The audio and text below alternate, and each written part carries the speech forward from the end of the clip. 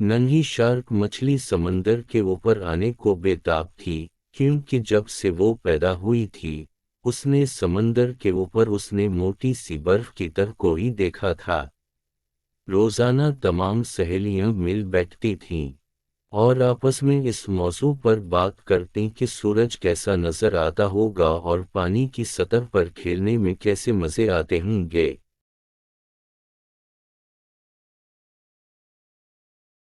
आखिर वो दिन आ गया जब बर्फ बिल्कुल पिघल चुकी थी।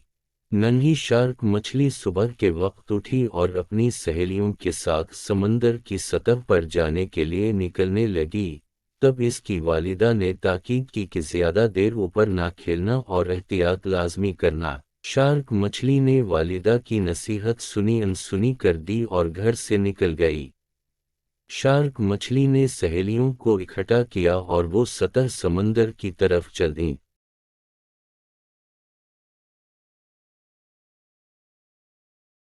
जब वो सब सतह पर पहुंची तो हसीन नज़ारे देखकर मबहूत हो गईं। कुछ देर उभरते सूरज का मंजर देखकर वो तमाम समंदर की सैर को चल निकलीं। पानी में ऊपर नीचे गोते लगाते वो आगे बढ़ती गईं।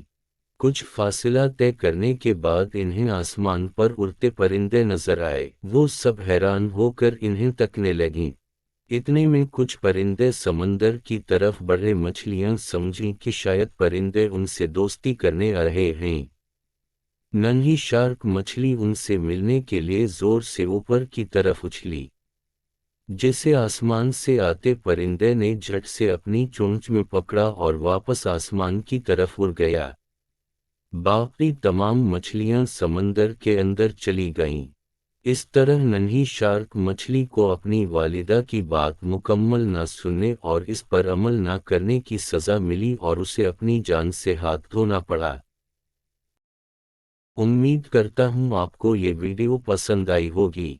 वीडियो को लाइक और चैनल को सब्सक्राइब करें ताकि मज़ीद वीडियो आप तक पहुँच सकें।